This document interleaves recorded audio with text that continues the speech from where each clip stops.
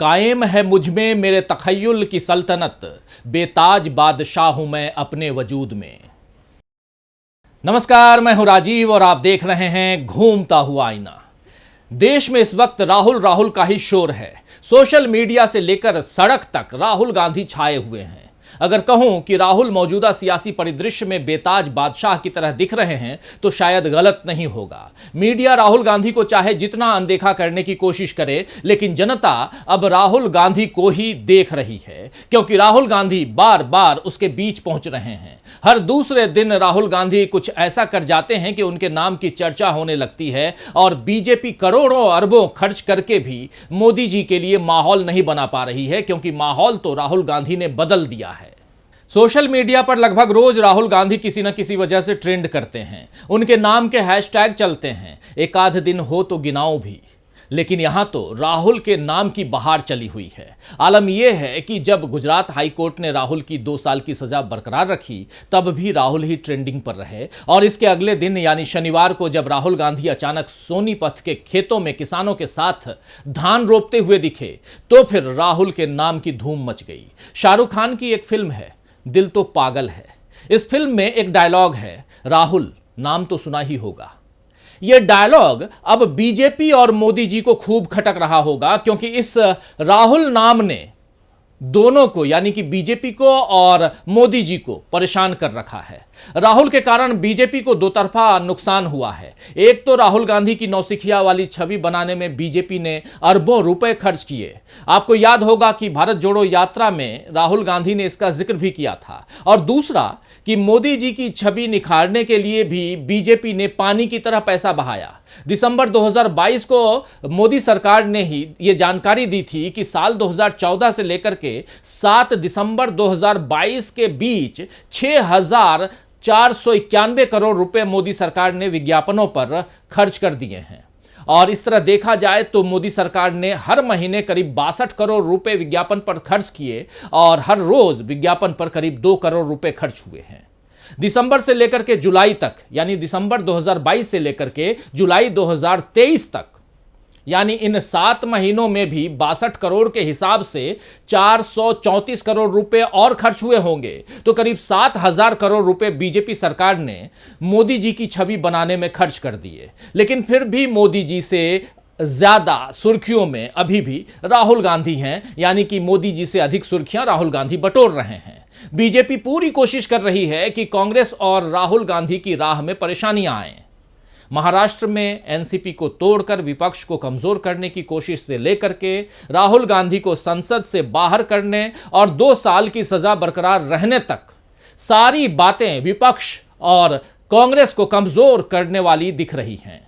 लेकिन फिर भी न विपक्ष कमजोर दिख रहा है और न ही कांग्रेस और न राहुल गांधी कमजोर दिख रहे हैं, बल्कि अब कांग्रेस हो या एनसीपी या शिवसेना हो या राजद हो यानी आरजेडी, सभी की तरफ से बीजेपी की तगड़ी घेराबंदी हो रही है। यूसीसी, मणिपुर, महंगा टमाटर, एमपी का पेशाब कांड, परिवारवाद, भ्रष्टाचार, हर मुद्दे पर कांग्रेस समेत विपक्ष बीजेपी को, मोदी जी को घेर रहा है और सवाल कर रहा है। और बीजेपी से जवाब देते बन नहीं रहा है, मोदी जी से जवाब देते बन नहीं रहा है। सबसे बड़ी बात कि पार्टी और 9 साल से सत्ता में होने के बावजूद बीजेपी खूब लाचार दिख रही है। और इस लाचारी से बीजेपी की तरफ से ही राहुल गांधी को पीएम बनाने की बात की जा चुकी है। आपको याद होगा दोस्तों कि अमित शाह ने ही पिछले दिनों एक नहीं बल्कि 3 बार अलग अलग सभाओं में राहुल गांधी के पीएम बनने की बात कही थी। और कमाल देखिए कि इस शनिवार को hashtag Rahul Gandhi next PM trend कर रहा था। यह बदला हुआ सियासी माहौल बता रहा है कि 2024 में देश में बड़ा बदलाव हो सकता है, यानी कि 2024 में देश बड़ा बदलाव देख सकता है। तो आइए दोस्तों, आज आईने की नजर से पड़ताल करेंगे कि किस तरह राहुल गांधी ने बदल दिया है देश का सियासी माहौल और कैसे बेताज बादशाह बनते जा रहे हैं राहुल। और बेताज बादशाह बनते जा रहे राहुल से कैसे परेशान हो रही है बीजेपी। लेकिन पहले इन तस्वीरों को देखते हैं, आइए।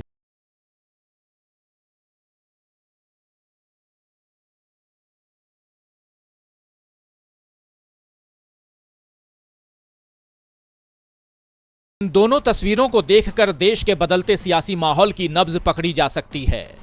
मोदी जी देश के प्रधानमंत्री हैं, फिर भी उनकी रैली में लोगों की भीड़ नहीं उमड़ी। वीडियो में जरूर सड़क किनारे और घर की छतों पर खड़े लोग नजर आ रहे हैं, लेकिन माहौल में वो गर्मजोशी नहीं दिख रही जो देश के पीएम को सामने देखकर होनी चाहिए। वहीं राहुल गांधी की खम्मम रैली की तस्वीरें देखकर समझा जा सकता है कि गर्मजोशी और उत्साह किसे कहते हैं।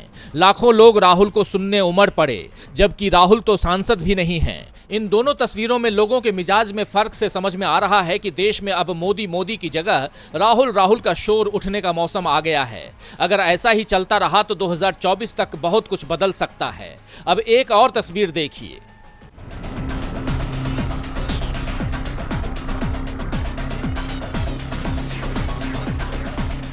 ये है सोनीपत का गांव मदीना, जहां शनिवार की सुबह पहुंचकर राहुल गांधी ने किसानों से चर्चा की, ट्रैक्टर चलाकर जमीन तैयार की और फिर किसानों के साथ धान की फसल रोपी।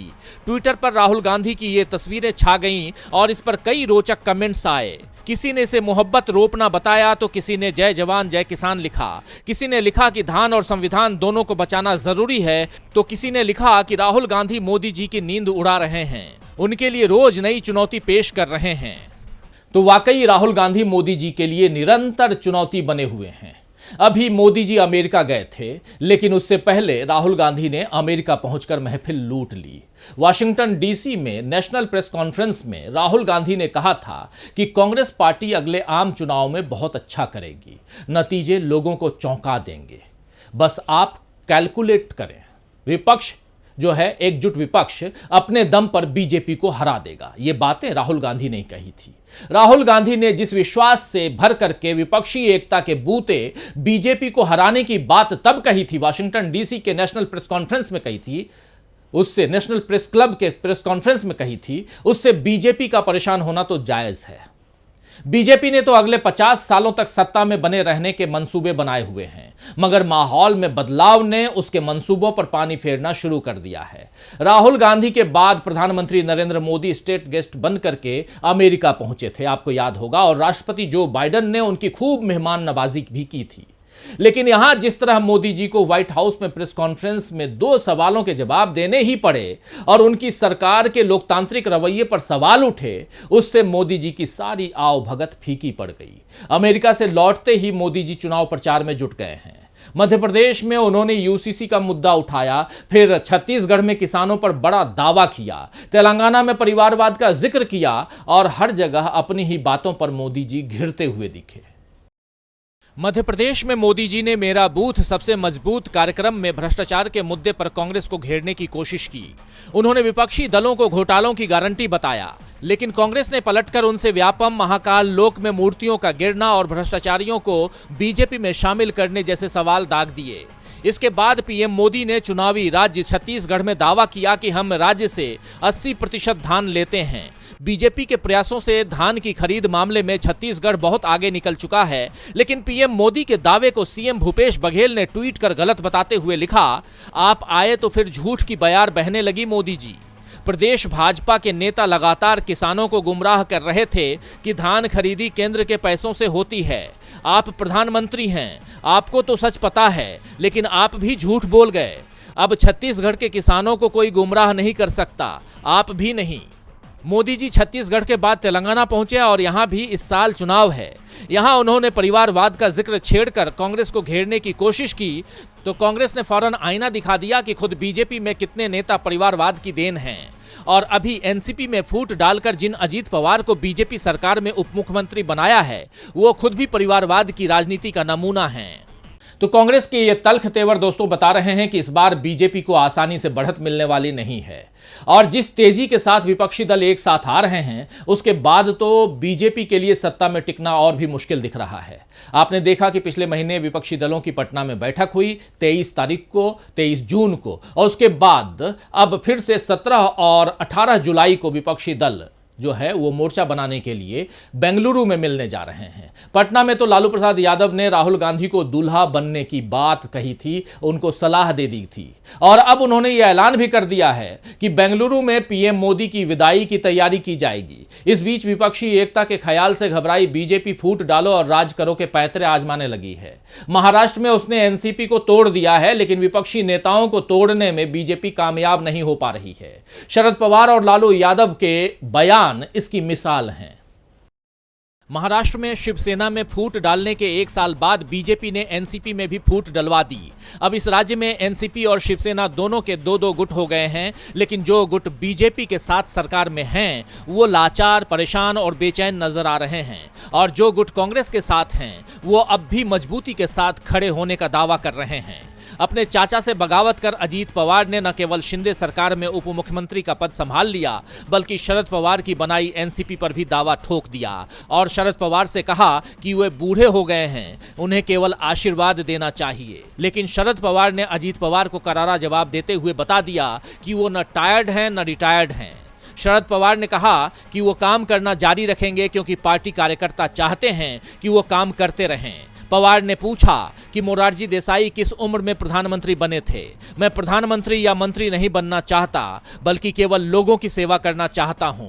शरद पवार ने उम्र को ठेंगा दिखाते हुए प्रदेश का राज्यव्यापी दौरा भी शुरू कर दिया ताकि पार्टी को खड़ा किया जा सके। शनिवार को नासिक में उनकी पहली रैली थी और रविवार को वो धुले पहुंचे। महाराष्ट्र के अन्य इलाकों में भी उनके कार्यक्रम की रूपरेखा बनाई जा चुकी है। इसी तरह लालू प्रसाद यादव ने भी बीजेपी को तगड़ा जवाब दिया है। आरजेडी के स्थापना दिवस पर अपने ठेठ अंदाज में लालू प्रसाद यादव ने मोदी जी को चुनौती दी कि वे सोचें कि जब वो सत्ता में नहीं रहेंगे तो क्या होगा। लालू जी ने कहा, अभी चुनाव आ रहा है, आपको मालूम होगा कि नीतीश जी की पहल पर उनके आवास पर देश भर के 17 पार्टी के नेता आए थे और फिर हम लोग बेंगलोर में जुट रहे हैं, उखाड़ के फेंक देंगे। इसके बाद दिल्ली आते हुए लालू जी ने कहा कि विपक्षी दलों की बैठक तथा 2024 लोकसभा चुनावों में केंद्र की सत्ता से मोदी सरकार की विदाई की तैयारी के लिए बेंगलुरु जाऊंगा। उन्होंने ये भी दावा किया कि इस बार विपक्षी मोर्चा 300 से अधिक सीटें लाएगा। तो जिन लोगों को बीजेपी कार्रवाई के नाम पर डरा सकती थी वो सब तो बीजेपी में किसी न किसी तरह से शामिल हो गए हैं, लेकिन विपक्षी नेताओं के ये तेवर बता रहे हैं कि इन लोगों को डराना और झुकाना बीजेपी के लिए संभव नहीं है। सोनिया गांधी, राहुल गांधी, शरद पवार, लालू प्रसाद यादव, ममता बनर्जी, अखिलेश यादव, अरविंद केजरीवाल, एमके स्टालिन ऐसे तमाम नेताओं को झुकाने और तोड़ने की कोशिश बीजेपी ने की, लेकिन उसमें उसे सफलता नहीं मिली। खासकर राहुल गांधी के मामले में तो बीजेपी के हाथ खाली ही रहे हैं। न नेशनल हेराल्ड मामले में घंटों की पूछताछ से उसे कुछ हासिल हुआ और न उन पर किए गए निजी हमलों से बीजेपी उन्हें कमजोर कर पाई है। बात कर रहा हूं राहुल गांधी की। और न अब मानहानि मामले में सजा और संसद से अयोग्य करार देने पर राहुल गांधी के बढ़ते कदमों को बीजेपी रोक पाई है, बल्कि भारत जोड़ो यात्रा के बाद से तो राहुल गांधी के आगे बीजेपी पस्त ही नजर आई है। राहुल गांधी संसद भले ही न जाएं या न जा पा रहे हों क्योंकि उनकी संसद की सदस्यता खत्म हो गई है, लेकिन लोगों तक तो वो पहुंच ही रहे हैं। जनता के नेता बनकर राहुल गांधी बेताज बादशाह तो बन ही रहे हैं। खैर, शायर जहांगीर नायाब ने ठीक ही फरमाया है कि नायाब इनकलाबे ज़माना की है दलील, नायाब इनकलाबे ज़माना की है दलील, बदलाव देखता हूं मैं अपने वजूद में। तो आज के लिए बस इतना ही, फिर मिलेंगे खबरों के नए आईने के साथ। तब तक देखते रहिए डीबी लाइव। नमस्कार।